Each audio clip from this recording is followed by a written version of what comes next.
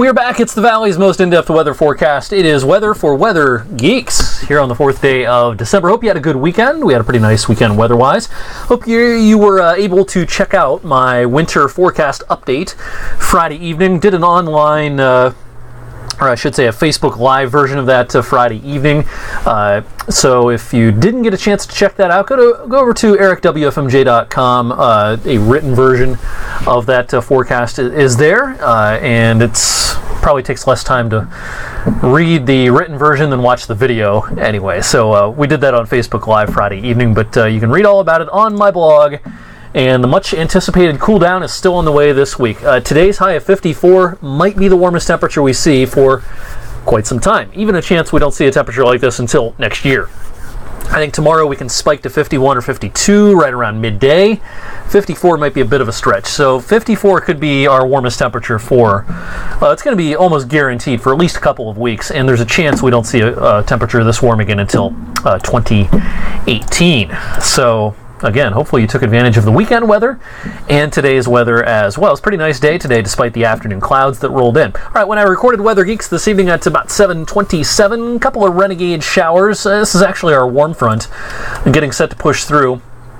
Could be a couple of raindrops here later on tonight, midnight, 1, 2 in the morning. It's not going to be much. I think the better chance for rain's coming tomorrow morning with the approach of our cold front, and the cold front is pretty easy to find this evening. It's right here. You don't have to have a degree in meteorology to find it this evening. Severe weather threat continues for parts of Missouri, Illinois, Arkansas, and into parts of Oklahoma as well. And yeah, it's snow, of course, on the north side, and blizzard warnings are out as this low-pressure system moves up into Canada. It's going to deepen, and it's really going to be windy in places such as Fargo. Tonight into tomorrow morning. International Falls under a winter storm warning. Minneapolis under a winter weather advisory. Now closer to home, we have some winter storm watches out downwind of Lake Erie and Lake Ontario and parts of New York. The lake effect is going to be significant here over the next several days, but because of the fetch, it's not going to be much of a problem for Ohio and Northwest PA. There's going to be a predominantly southwesterly fetch over the lakes. That's going to keep things aimed up towards Buffalo and up towards Watertown in New York. All right, so we get off to a wet start tomorrow morning. Plan on a damp morning commute tomorrow, whether you're staying local or heading up the turnpike to Cleveland or heading down towards Pittsburgh. Well, you're going to need to have the wipers on a few occasions. The rain will taper off pretty quickly by the end of the morning at the latest. And then the afternoon, the sky might try to brighten at the last minute before sunset. Gusty breeze tomorrow as well. I'll talk about the wind gusts in a second. But as we go into the day on Wednesday, again, notice our predominant wind direction here. It is a colder day, but with a southwest wind. That's going to keep the lake effect aimed up here and out of northeast Ohio. Now, a little disturbance in the atmosphere will pivot across the lakes on Thursday. Wind becomes a little more westerly rather than southwesterly for a time, and that could bring some flurries or a snow shower, perhaps down to Kinsman, Mespo, Greenville, places like that. Not looking for any sort of accumulation, but you might see a few snowflakes in our northern areas on Thursday. All right, the rain chances tomorrow, backing up and talking about the rain tomorrow again, 90 to 100% for most of us for a few hours in the morning, and then quickly decreasing as we go towards lunchtime. As the kids get off the bus tomorrow afternoon, we will be rain-free. About a quarter of an inch. I think that's a pretty good average, maybe up to a third in some spots, but I think a quarter of an inch will be a pretty good average as far as the rain goes. Gusty breeze tomorrow, especially later on tonight into tomorrow morning. A lot of times our Futurecast product here is overdone on the wind gusts, but I could see where we locally in northeast Ohio and western PA, we gust to 30, 35. I can't even rule out 40 in a couple of spots late tonight into tomorrow morning. That should be it, though. I doubt we'd gust any higher than 40 here. And then the wind will stay pretty gusty into tomorrow afternoon, although it'll start to diminish some. So I think the windiest part of the day tomorrow, the highest gusts should be early on in the day. I mentioned that lake effect up to our north. Again, this is going to be sizable, I think. Around and south of Buffalo through the end of the week. There's going to be some places up here in Hamburg, New York, say, Orchard Park, New York, that could pick up 20, 24 inches of snow. Same idea up towards Watertown and up towards the Tug Hill Plateau in northern parts of New York. Pretty good lake effect bonanza. Nothing unusual for them for December, but the first real big significant lake effect event of the season. What about snow here? Again, nothing more than a flurry, I think, on Thursday. That should be it for our local area. Now, as we head into the weekend, let's take a look at Saturday. This is Friday, no problems. Saturday, the models are trying to key on a disturbance, kind of an Alberta clipper that's going to roll through. And a lot of uncertainty as to the exact track of this at this point. This is the GFS model.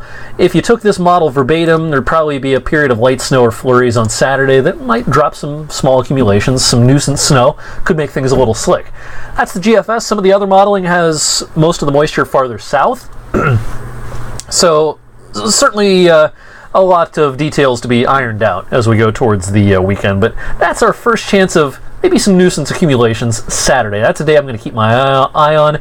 The next day I'll have my eye on is Monday, as the models are trying to bring down a reinforcing shot of cold air, and with it a pretty good surge of moisture, and that could be another day where we have not a big storm, but some sort of nuisance accumulations on a weekday on Monday. So that's, Saturday and Monday are the 2 days I'm gonna keep a close eye on as the forecast evolves over the next few days.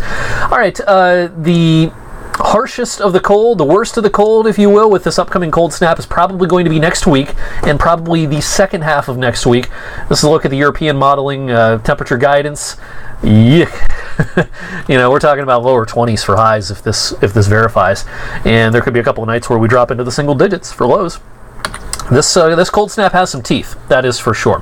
All right, it's Monday night, so we get a fresh update from the European weekly modeling here, and you're not going to see much change from week to week. This is broken down in 7-day increments. Here's the 11 to 18 day, 14 to 21, colder than average. You get the idea. Now the cold, my suspicion is the worst of the cold's next week, and the cold will ease some as we head towards Christmas. Not seeing a big warm-up coming, but the cold, the biggest change from average, maybe more aimed at New England rather than the Ohio Valley as we get closer to Christmas. Not high confidence in that forecast, but the idea overall is, while it may not be as harsh as we get closer to the holiday, it's still going to be colder than average for a lot of the time, it looks like, right through the end of the year. But that doesn't mean real snowy. The modeling is still showing a fairly dry pattern through the next month. It'll snow occasionally, but not seeing much data on the modeling to suggest that this is a real active, snowy pattern. I mentioned those temperatures, how the cold might try to ease towards Christmas. What I just showed you was the European modeling. Here's the American modeling. This is days 12 to 17, so this is from the 17th through the 22nd. Then as we get closer to Christmas, this takes us up through Christmas Eve. Notice, again, the cold may be more aimed at eastern Canada and New England. Some of the warmth in the western U.S. might try to migrate east. So my overall idea here is that it's going to be cold for most of the rest of the year, but by far and away, I think next week is when it's going to be at its coldest, especially the second half of next week. A couple of days where we might have a hard time getting above 20 next week, so legit cold coming our way. All right, thanks for watching tonight's Weather for Weather Geeks. I'll see you back here tomorrow evening, and enjoy the rest of your Monday night.